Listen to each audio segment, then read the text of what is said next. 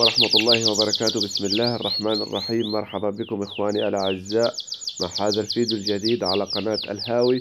سوف نشاهد حال أنثى الكناري بعد أن وضعت البيضة المحصورة في بطنها مثل ما أنتم شايفين أحبتي في الله.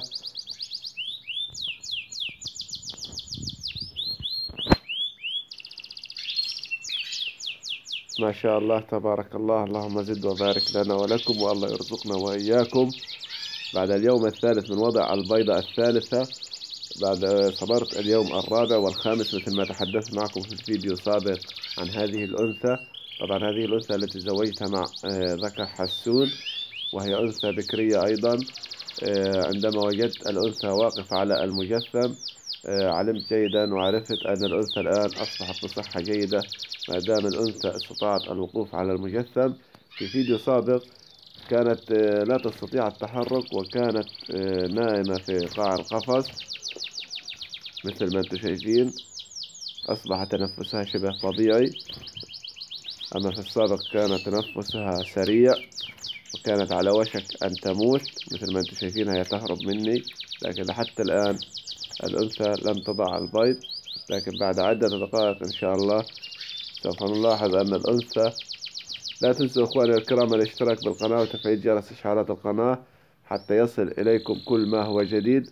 ولا تنسوا أيضا الإعجاب بالفيديو، ولا تنسوا مشاركة في الفيديو. مثل ما أنتم شايفين إخواني الكرام تحاول أن تضع البيضة لكن تواجه صعوبة. طبعا أنا اهتميت بالتغذية، والأنثى صراحة لم تستطع الوصول إلى مشربية الماء، لكن أنا قمت بإمساك الأنثى وتقريبها للماء حتى تشرب.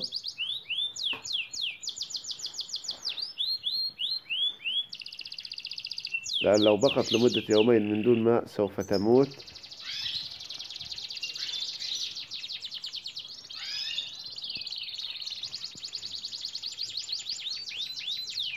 ولكن كما تشاهدون إخواني الكرام وضعت الآن هذه البيضة مثل ما أنتم شايفين. البيضة هذه خداش، تعتبر خداش يعني طرية لينة، يعني غير مكتملة بسبب نقص الكالسيوم. وهي الآن أتت لأكل البيضة مثل ما أنتم شايفين، وهذا بسبب سوء التغذية. وهذه الأنثى بكرية مثل ما أنتم شايفين، ولازم أجعلها تأكل البيضة لأن هذه البيضة تحتوي على الكالسيوم، وقشر البيض هذا يحتوي على كالسيوم. وهذه الحالة مثل ما ذكرت لكم تحدث مع الأنثى البكرية في كل مرة، وليس جميع الإناث. يعني ممكن أنثى تحدث تكون عندك بكرية لكن تضع البيض بشكل سليم، لكن أغلب الإناث البكري تضع البيض بهذا الشكل لين، ولأن يكون نقص كالسيوم عند الأنثى. ما شاء الله تبارك الله. المهم أنها وضعت الآن البيضة بسلام، والآن سوف تستعيد نشاطها خلال نهاية هذا اليوم. طبعا إخواني الكرام يعني التغذية أنا وضحت عنها، والفيتامينات أنا وضحت لكم عنها في الفيديوهات داخل القناة، يمكنكم الاستفادة منها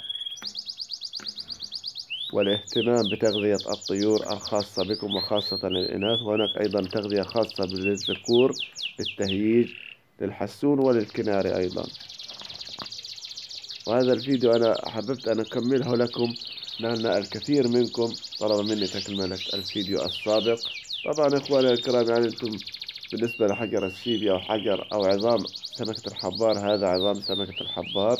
الذي لم يعرفون سمكة الحبار أو عظام سمكة الحبار، هذه هي العظمة. طبعا يمكنك تعليقها بأي شيء، أنا سوف أعلقها بهذه الطريقة مثل ما أنتم شايفين. يعني طريقة سهلة، أي شيء يمكنك استخدام أي شيء لتعليق هذه العظمة داخل القفص.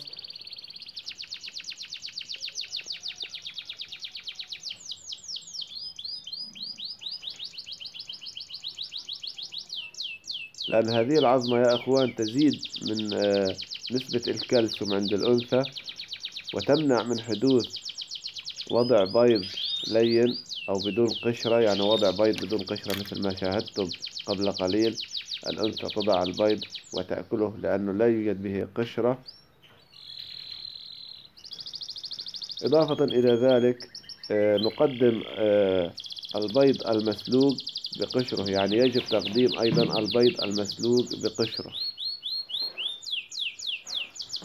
لأن قشر البيض وصفار البيض يزيد أيضا من نسبة الكالسيوم.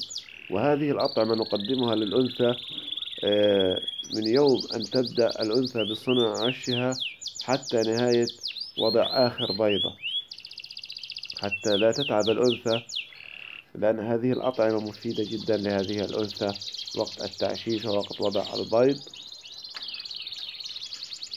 لا تنسوا أخواني الكرام مشاركة الفيديو لتعم الفائدة على الجميع. بارك الله فيكم وجزاكم الله عني خير الجزاء. طبعا هناك طرق أخرى أيضا لإزالة البيضة العالقة في بطن الأنثى أو في الجهاز التناسلي الخاص بالأنثى. هناك أيضا طرق أخرى عن طريق الإسرنجة. يمكنكم إدخال الإسرنجة في الفتحة التناسلية وشفط البيضة من خلال الإبرة أو من خلال الإسرنجة، لكن هذه الطريقة قد تؤذي الأنثى وممكن تسبب بموت الأنثى لا قدر الله. لهذا السبب يتم استعمال هذه الطريقة في حال كانت البيضة صعب إخراجها من الأنثى. وطريقة أخرى أيضا لإخراج هذه البيضة من بطن الأنثى، نقوم بوضع قطرة من زيت الزيتون في الإسرنجة وإدخالها في الفتحة التناسلية وضخ هذا الزيت داخل الفتحة التناسلية، تسهيل خروج البيضة من الجهاز التناسلي أو من بطن الأنثى.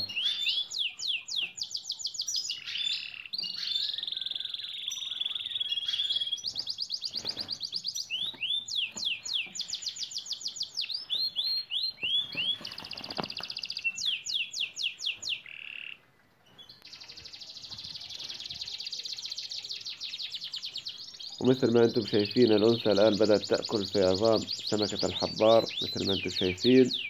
وأتمنى أن تكونوا أخواني الكرام استفدتم من هذه الفيديوهات التي نقدمها لكم في كل ما يخص تربية الطيور.